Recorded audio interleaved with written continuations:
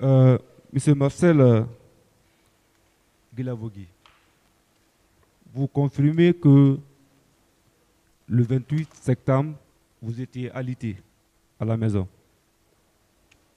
n'est-ce pas? Vous dites? J'ai dit, vous confirmez que le 28 septembre, vous étiez alité à la maison. Pas à la maison, mais au service. Au service, très bien. Dans une chambre aménagée. Est-ce que, en étant alité, vous pouviez en même temps être au stade? Il faut être en forme pour être dans les mouvements. Non. En étant malade. En étant malade, on ne peut pas faire autre chose que de s'occuper de sa santé. Vous avez dit que votre langue était sectionnée, n'est-ce pas? Oui. Est-ce qu'en ce moment, vous pouviez parler au téléphone pour commanditer ou pour donner des ordres à un groupe d'aller au stade? Est-ce que c'est possible? Je ne me suis pas intéressé à ça. Par rapport à vos déclarations,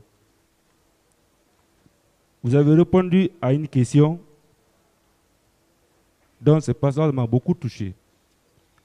Puisqu'on vous accuse que vous avez fait des déclarations en citant le nom de tel et tel.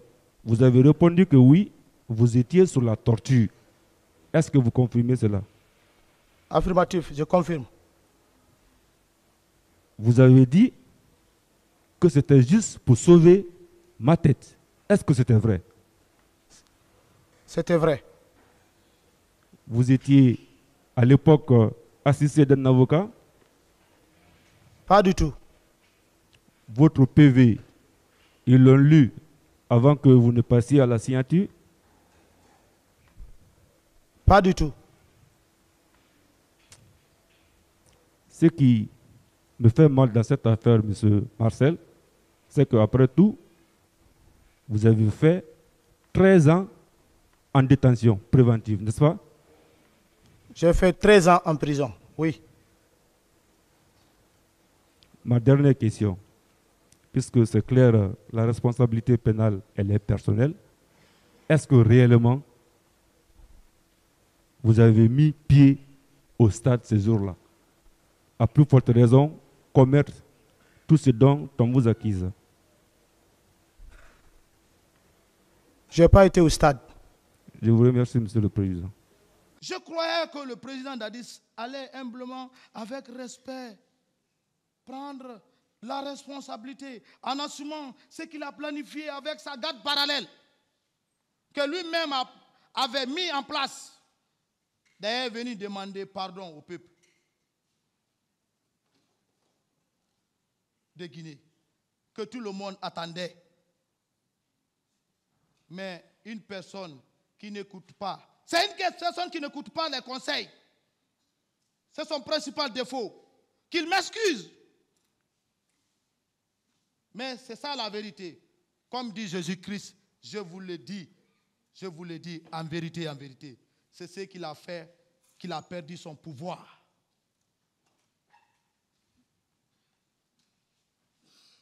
C'est pourquoi j'ai décidé seul, sans associer quelqu'un, et prendre mon stylo, c'est-à-dire mon bic, pour relater tout ce que j'ai vu et vécu, pour relater et mettre en ordre les choses.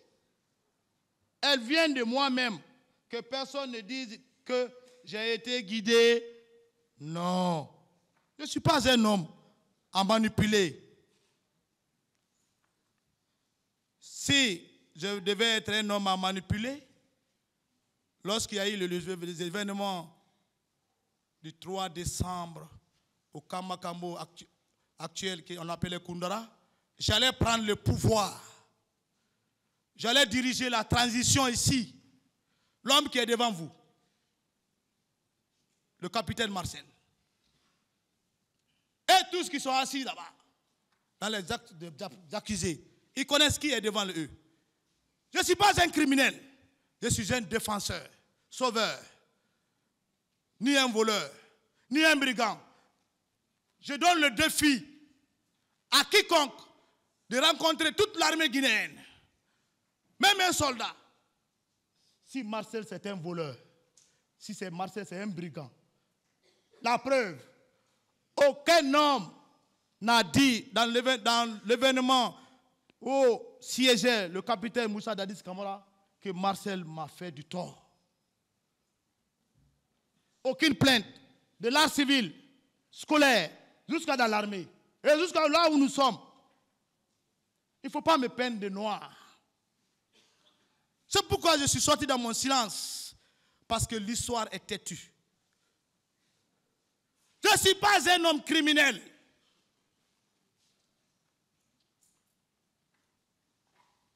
C'est pourquoi, Monsieur le Président, j'ai décidé de venir relater les faits pour que vous preniez la bonne décision. Hein? Preuve. Le président Dadis, c'est lui le responsable de tout ce qui est planifié du stade 28 septembre. Soyons objectifs, ce n'est pas l'affaire de religion ça. Ou l'affaire d'ethnie.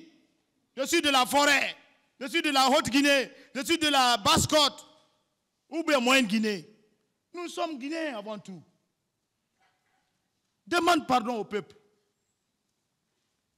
Il faut être grand. Il faut sortir par la grande porte. On ne sait pas ce qui est devant nous.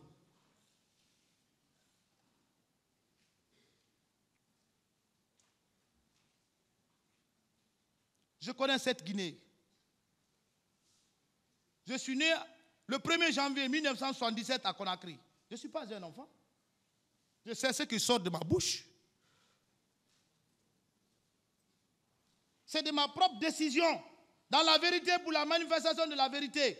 Car les victimes qui ont perdu leurs parents, perdu d'autres, qu'on n'a pas encore retrouvé les corps, cela me ronge le cœur. Car moi-même, j'ai perdu mon père, étant en prison, je n'ai pas vu son corps.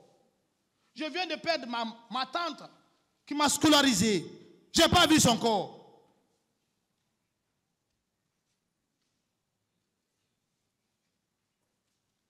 Alors, cela fait mal. Disons-nous la vérité. Pour une Guinée meilleure, réconcilier, mais prendre le courage de prendre sa responsabilité, qui ne tourne que sur vous, Monsieur le Président Dadis. Sois fort. Je sais que tu vas me comprendre. Tu sais, un seul jour, je ne t'ai pas menti et te trahir. N'écoutez pas ces gens qui ne profitent que de votre zeste généreux. Je ne sais pas si c'est généreux. Qui n'est pas profitable à vous. Monsieur le Président Dadis, te voir aujourd'hui ici, à la barre, oui, bien sûr, c'est le destin.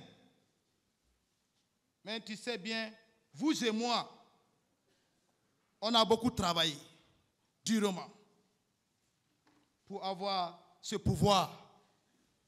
Nous sommes allés dans plusieurs lieux pour que vous puissiez être président. Que je ne vais pas expliquer ça ici. Je n'expliquerai pas ça. Je suis choqué de vous voir rabaisser.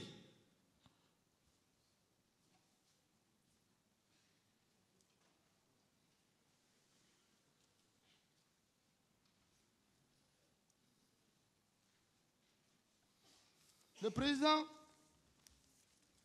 je ne vais pas expliquer ça ici, je l'ai dit. Mais vous m'avez trahi.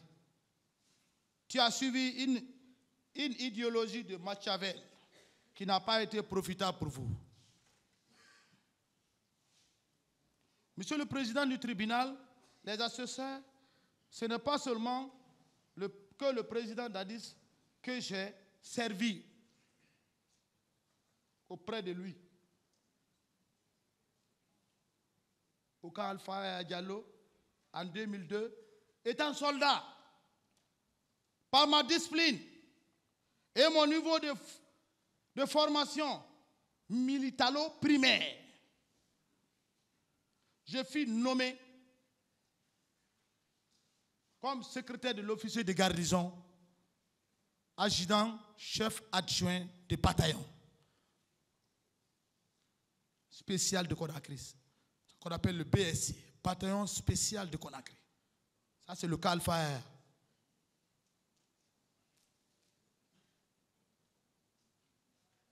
Vu mon attitude et ma discipline militaire et mon assiduité dans le service, tout était confié à moi par la confiance de la hiérarchie militaire, qui d'ailleurs, par mes amis soldats, m'ont nommé le sauveur parrain de tous les hommes de rang. Je vous rappelle que homme de rang, ça veut dire que soldat, caporal, caporal-chef. Et en vérité, ce sont les hommes, ce sont ces hommes qui font le service actif du service militaire. Ce sont eux qui travaillent durement. Ce sont eux qui font la garde. Il faut les planifier et il faut surveiller. On ne peut pas mettre un fou là-bas. On ne peut pas mettre un criminel là-bas. On ne peut pas mettre un homme, un ivrogne, un buveur. Le Calfa, avant tout, c'est un régiment. C'est rempli de grandes unités. Donc je fus adjudant-chef adjoint de bataillon. Quand mon chef fut malade, c'est moi qui assumais tout. Je parle aux militaires. Je sais que les militaires connaissent ce poste d'élite. Ce n'est pas acquis à quiconque. Ce n'est pas acquis. Vous pouvez être des milliers de personnes, mais pour te choisir adjudant de bataillon, ça c'est un homme sérieux. Tu n'es pas brigand. Parce que du lundi au dimanche, tu es là. Tu n'as pas de repos. Nuit et jour. Tu planifies, tu contrôles.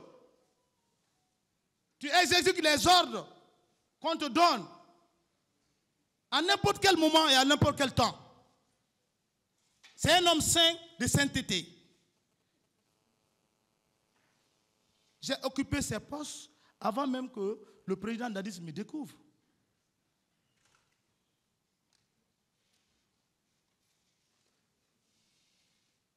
Marcel, que vous voyez, n'aime pas la trahison. Et n'aime pas qu'on le trahit. Quand tu le trahis, il va te mordre.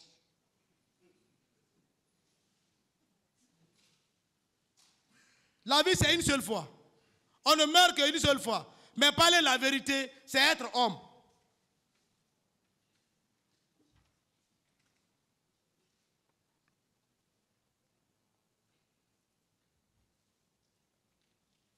L'homme Marcel ne vole pas, ne brigande pas, ne s'associe pas pour un complot destructif.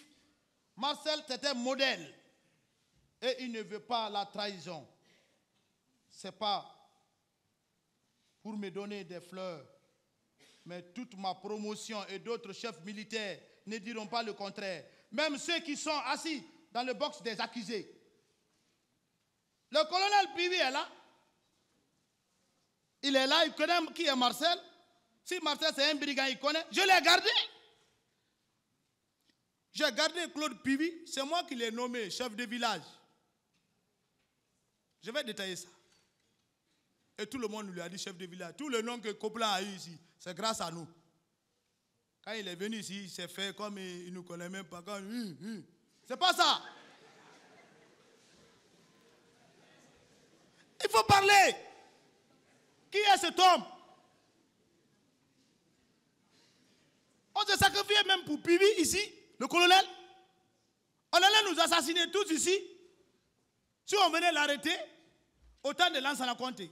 Je vais rentrer dans les détails là après. Quand on vient pour l'arrêter au camp, il sait quels sont les soldats qui étaient auprès de lui. Sinon, Pivi seul, il peut quoi? Mais on le prend, on l'attache. Si tu entends que c'est qu'il y a un soldat. Si tu entends que je suis commandant, c'est parce qu'il y a des personnes dont tu commandes.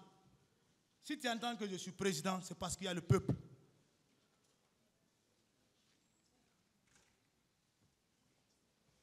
ne faut pas qu'on me peigne de noir.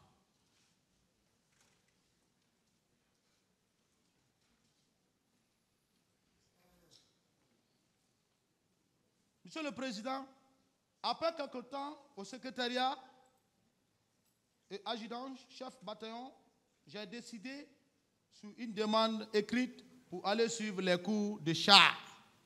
Malgré mon chef n'avait pas aimé, car j'étais utile auprès de lui. Après les cours de CT1 char blindé, je fus un véritable tankiste. Je me limite là pour ne pas dévoiler le secret de l'art Charman.